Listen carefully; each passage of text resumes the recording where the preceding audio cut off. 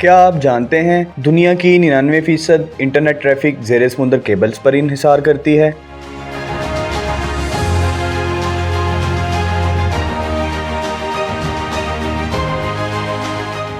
जी हाँ, नई टेक्नोलॉजी, जिग्राफियाई सियासत और सरमायाकारी के इम्कानात। माहिरीन का कहना है कि दुनिया भर की 99% इंटरनेट ट्रैफिक आज भी सैटेलाइट की बजाय समुंदर की तह में बिछाई गई फाइबर ऑप्टिक केबल्स के जरिए मुंतकिल होती है। इन केबल्स की मजमूई लंबाई 13 लाख किलोमीटर से ज्यादा है और जदीद केबल एक वक्त में लाखों घरों को हाई स्पीड कनेक्शंस फराहम करने की सलाहियत रखती है।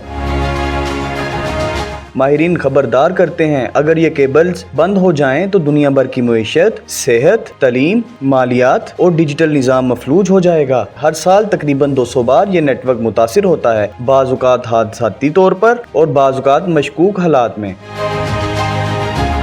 जैसा कि नॉर्वे में एक रूसी जहाज ने केबल को 130 बार क्रॉस किया और नुकसान पहुंचाया, इसलिए इन केबल्स को जमीन के अंदर दफन करके महफूज बनाया जा रहा है। अमेरिका ने चाइना की कंपनी हवावे की शराकतदारी से बनने वाले मुतअद्दिद केबल्स पर एतराज उठाया, जिसके बाद कई मंसूबे मनसूख कर दिए गए। अमरीकी हुकाम का कहना है कि चीन इन केबल्स को निगरानी और डाटा चोरी के लिए इस्तेमाल कर सकता है। इस दौरान गूगल, मेटा और दीगर बड़ी टेक कंपनियां अपनी जाती केबल्स बिछा रही हैं ताकि वो दुनिया भर में डाटा सेंटर्स को बराह रास्त और तेज रफ्तारी से जोड़ सकें।